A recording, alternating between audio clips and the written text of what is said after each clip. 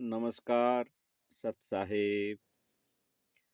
आज का विषय है सदगुरु की दया से इस दास की वास्तविक आत्मकथा का संक्षेप में कुछ अंश बताने का प्रयास किया हूं, ताकि वर्तमान भक्ति काल यानी मोक्ष प्राप्ति करने का जो यह प्राइम समय है, इसमें आप सर्व मानव समाज सतर्क होकर अपने अनमोल मानव जीवन के मुख्य उद्देश्य को सफल बनाने में अग्रसर हो सके।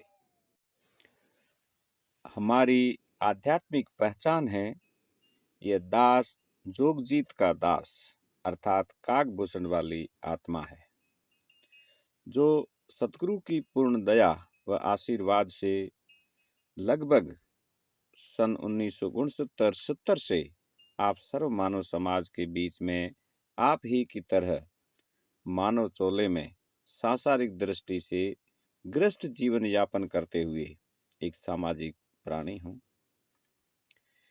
इस दास की आत्मकथा बहुत ही बड़ी रोचक और विस्तृत है। सतगुरु की दया से इस आत्मकथा का संक्षेप में कुछ अंश बताना चाहता हूँ। प्रथम तो यह है कि इस दास के चपल स्वभाव यानी जिद्दी या हठी स्वभाव के कारण इस जीव की क्या दुर्गति हुई, जब आप सर्व मानव समाज धीरे धीरे इस दास की संपूर्ण आत्मकथा को सुनेंगे तो आप सभी के पैरों तले की जमीन खिसक जाएगी। देखो, इस सृष्टि का आदि और अंत के बारे में अगर कहा जाए तो यह विषय परमात्मा के अलावा हर किसी की कल्पना से बाहर का विषय है। इसलिए इस सृष्टि का चलो चलो वाला विधान यानी एक योनि से छूटे कि और दूसरी योनि कर्म भोगने के लिए प्राप्त हो जाती है। कुल 84 लाख योनियां हैं और 84 लाख योनियों में से एक ही योनि में न जाने कितनी कितनी ही बार आप और हम सभी का आवागमन हुआ है। इस तरह से अगर 84 लाख योनियों में आवागमन की बात करें तो न जाने कितनी ही बार आप और हम सभी का आवागमन हो चुका है, कल्पना भी नहीं की जा सकती है। और जब तक मोक्ष नहीं होगा तब तक यह चलो चलो का कार्य समाप्त नहीं होने वाला है। इस प्रोसेस में देवता, ऋषि, मुनि, असुर, गण, गंधर्व, राजा, प्रजा यानी सभी एक योनि से छूटे और कर्मानुसार दूसरी योनि कर्म भोगने के लिए प्राप्त हो जाती है। यह इस काल लोक का हार्ड एंड फास्ट रूल है, जो यहाँ पर इसमें कभी भी कोई परिवर्तन नहीं होता है। चाहे कोई भी हो, सभी के लिए यह एक जैसा नियम लागू है। यह दास भुगत भोगी है, इसलिए बता रहा है कि जैसी इस दास की आत्मा कथा है, वैसी ही शायद आप भी इस दौर से गुजर चुके हैं, या फिर यह भी हो सकता है ऐसे दौर से गुजरना पड़ जाए। अब ऐसा हो या न हो, मगर हम इस तरह के दौर से गुजरे हैं, इसलिए बता रहा हूं। आप सभी सतर्क रहें, क्योंकि इस दास की तो ऐसी दुर्गति हुई है, ऐसी दुर्गति हुई है कि पूछो मत। फिर भी अच्छा ही हुआ, और अच्छा क्या हुआ इसका खुलासा अगले एपिसोडों में बताएंगे।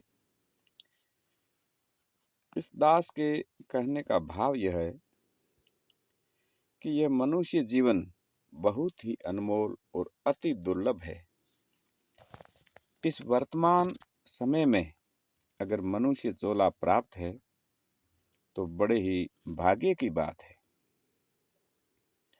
क्योंकि इस समय में प्राणी मनुष्य चोला प्राप्त करके कितना पुण्यकर्मी है, इसकी कल्पना भी नहीं की जा सकती। इसलिए इस मनुष्य चोले का लाभ उठाओ और इस काल लोक से छुटकारा पाने का प्रयास करो। प्रयास ही नहीं, यह मानव मानस बना डालो कि इसी मानव चोले में और इसी जीवन में मोक्ष प्राप्त करके ही रहेंगे। इसी में ही आप और हम सभी की समझदारी है। अन्यथा इस वर्तमान समय में अगर यह एक मनुष्य जीवन व्यर्थ चला गया तो न जाने कहाँ जाकर गिरेंगे, कुछ भी कहा नहीं जा सकता। फिर तो वही बखेड़ा है ज्यों का त्यों। आज इस मनुष्य चोले में मोक्ष प्राप्ति का जो अवसर मिला है, यह अवसर न जाने किस जीवन में और कब नसीब होगा, इस संबंध में कुछ भी नहीं कहा जा सकता, क्योंकि इतना भयंकर काल का जाल है कि यह जीव इस काल के जाल से निकलना तो बहुत दूर की बात है, सोच भी नहीं सकता। अतः इस वर्तमान समय में और इस मनुष्य चोले का लाभ अवश्य उठाएं। इस अवसर को नहीं चुकाए, यही बड़ी समझदारी होगी। बाकी इस समय में काल जाल का भयंकर प्रभाव है, इसलिए हो सकता है आप सभी को यह एक मनगढ़ंत कहानी लग रही हो। नहीं, यह मनगढ़ंत कहानी नहीं है। आप सभी के बीच में और समक्ष जीता जागता प्रत्यक्ष प्रमाण हूं। और प्रमाण कैसे है,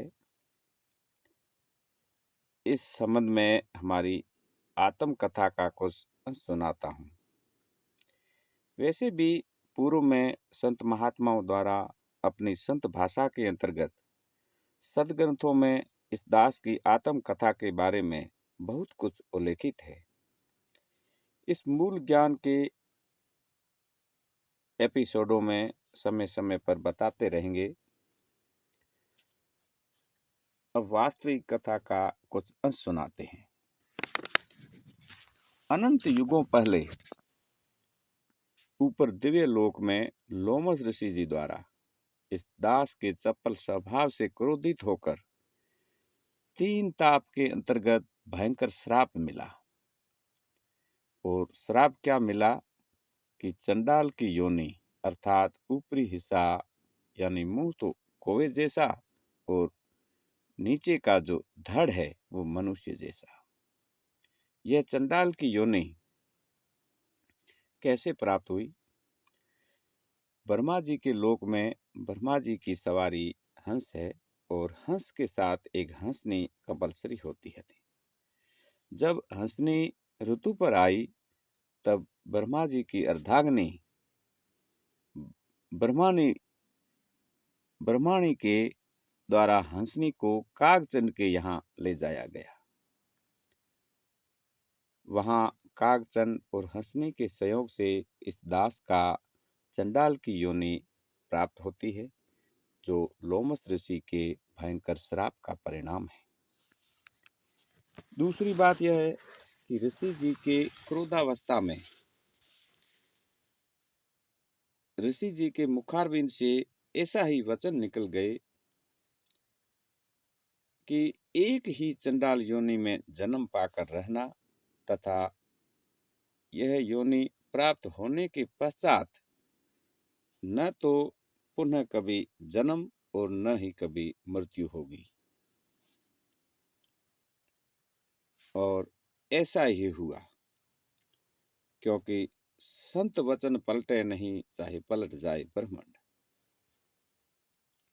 अब ऋषि जी के वचनानुसार चंडाल की योनि में अर्थात काकभूषण के रूप में उत्पत्ति तो हो गई, और दुर्भाग्य देखो, इस सृष्टि में विधान है कि पूर्णतया मनुष्य चोले में ही जीव का मोक्ष संभव है और कोई विकल्प नहीं है। इधर ऋषि जी के श्राप से आधा शरीर पक्षी का और आधा शरीर मनुष्य का, जबकि विधान है कि पूर्णतया मनुष्य चोले में ही मोक्ष संभव है। इससे सिद्ध है कि दास का तो कभी भी मोक्ष संभव ही नहीं था। अब बताओ इस जीव की कैसी दुर्गति हुई। थोड़ा विचार आते ही हर किसी के पैरों तले जमीन खिसक जाती है। अब यह ऑडियो बहुत लंबा हो जाएगा, इसलिए धीरे धीरे आगे के एपिसोडों में यह आत्मकथा बताते रहेंगे। लेकिन अब यहाँ इतना बता देता हूँ कि वैसे यह दास तो क्या बता सकता है, सतगुरु की दया और आशीर्वाद है जिससे यह सब कुछ संभव हो सका है। यह दास बताना चाह रहा है कि ऋषि जी के श्राप से जब चंडाल की योनि अर्थात काकभूषण के रूप में इस दास की उत्पत्ति हुई, तब से लेकर आज वर्तमान तक अनंत युग बीत गए। इस दास की आंखों के सामने आप सभी में से न जाने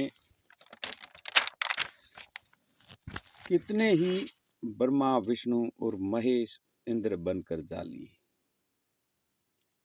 यह दास आज भी ज्यों का त्यों है, यानी अनंत युगों के पश्चात सदगुरु की दया व आशीर्वाद से इस वर्तमान मानव शोले में केवल एक बार जन्म हुआ है। अभी तक मृत्यु कभी भी नहीं हुई है। अब इस मनुष्य चोले में कभी भी मृत्यु होगी यह निश्चित है। फिर भी सतगुरु की दया व आशीर्वाद से अमरत्व प्राप्त है, यानी अनंत मनुष्य जन्म सतगुरु ने बख्शिश किए हैं। अगर इस वर्तमान मनुष्य चोले में मोक्ष होता है तो सब बखेड़ा समाप्त, नहीं तो पुनः सतगुरु के मिनी सतलोक में चले जाएंगे, मगर काल के लोक में नहीं जाएंगे, क्योंकि इस दास को योगजीत रूप में कबीर परमात्मा से सार शब्द प्राप्त है। जोगजीत रूप में कबीर परमात्मा से सार शब्द प्राप्त है, और जिसके पास सार शब्द प्राप्त है उस पर काल कर्म लागू नहीं होते।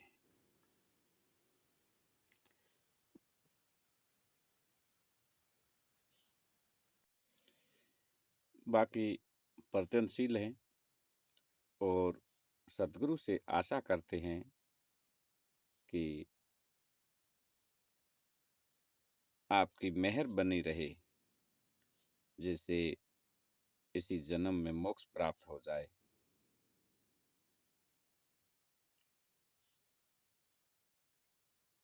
अब शेष आत्मकथा अगले एपिसोडों में बताएंगे।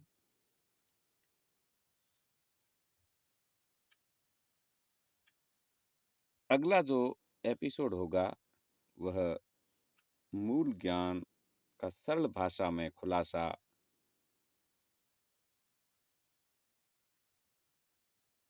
अपलोड करेंगे। तब तक के लिए नमस्कार, सत साहेब।